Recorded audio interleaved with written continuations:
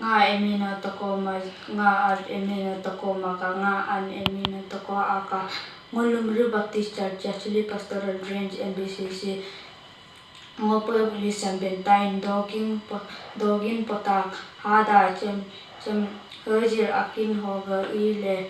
kan nangu portain hopun boso komchir tulusam agam gone begama ngono pun bo at hiya nam rasuk suk nam lo Egypt gada hoga bolin bo nongok lek hono asap pun bon humaba doa au tolo don bo don pol takeram ho sucinap au so don bo de luyam ho is ura bolo don bo luci lutam kai kas dag no gab na at gus aktu maba no buluk aga ho dumpo pahumaba ho bulam humaba ho gab ngono pun bo at kane bo pun bo hiya nam oyum bo am aktu luk nisni go gab ko ho tam om it nang ko ngohal me ga den ma de hiya ngam adin hongo kam dulungan poden ham otam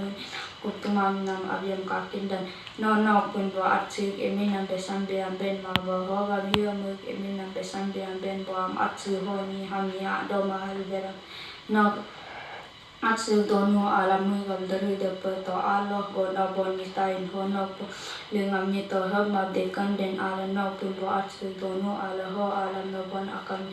no lam no ko tu pa ho na gem ko nga ho na niranga honok pana honok tu menga honok to ko tu ura ho do babo nyodo ni ngam ho gab ala ho at su do ngam ho su chi ngam sa solonga ho bulu ura le don bo ho mulung ngam punum ho kan den al ho donunum ho gab at su donu alam hinam go bla ham tere do manum nok anava modul su to honok pun bo at su nam gada so su ngab jina ma nok ala do yutain no ni meng mab no ni hu nyol du hin mab no da cho mab no dor do pu ngam no halio het ji mab no dor do pu kumra no kar mab no dor do pu ni hu ngam ho muk mera ngam ho muk panam ho muk se he bam ho muk sada ngam ho no do pu do ngam de lu ham no kar mab ngogon akhut ai ngogon hu sinin bo ko tu ha Hanulan lukuk pota hada ile ang hajir ile akin hoga chomom le en nangom kapatain Jisu benum kotup inik do boni abdonum ho kotup anyo akamuk abam benum abno kalau kango kumran nam sol manjilakom hogab abakamuk kum nam pin maral kotup enyam jinom Aloy nong ko kusoho ko tup anyo ak ngam gunping namam tengkupu na namam apapel ado ke dagolo una soihanum mugum nam mulingam soiha kalang tu daho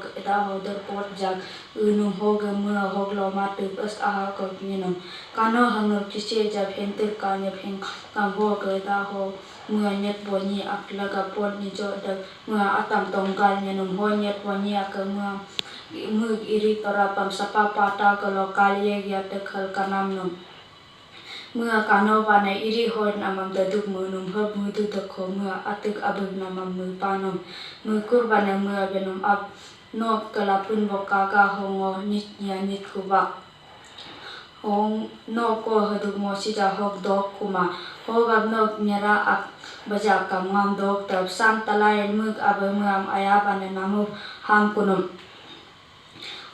มื่อมึกเนี่ยร่างงามเป็นมากกว่าเอจนิดโลโฮเลสโลโฮลูโลกัมโตโฮเซเฮโดโดรัมปัตับโตโฮมุลมิลึงอดักติตุลโซมินยาร์มินตุเฮมาเดซัมอบูอักตาปาตุลฮาฮานุม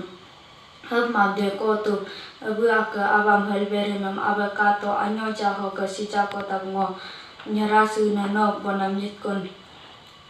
Honok jakam benam motamab jima pa no nakangam log jikanam ngok ajin oram lagab somin yarmin malub nongam sidin dog jakam ni ngam jikamanam almab dinok ko ko aksi gum sunam gun mulengam hemab mejo bonyam lagab nyekurnian bo ak solo namu bo kur ko amam ya no solo tiji pupan bo se do rampal so min yar min nagdan hemab de ab ak veru ngok kwa no lo ham ngok lagab nam si do ba do ho ngok nganok ke dakab dot kun hemab din no bor anyo ak sipe kula kam por kur paku honi pe kula kam hokur paku ho gablak mula somin yar min jidul doden ngo abu khung nam sam hun tai Matthew hada hejir kya ho ke ile om nanggup betain ho gab nulo sigui kam so sip sigu to au ka da to lo don bo munu ka abnog daru bo emina koyang na kanok le pungang ham to au ga da to lo ni nam hap kalam ga da ga so no gulu ko jin to muluk lo ham da sam solo mulam jit bo mulam nyumur bo ni asa kam mula apa jinam hap kalam muluk yumur kunama mulam apa tukum mulam po kaya ka madab jima hap ma be mulam alman wa ko ga ilin tukum nog le punga ho atora ho yu nama narwachi tam ko dok ka an Payah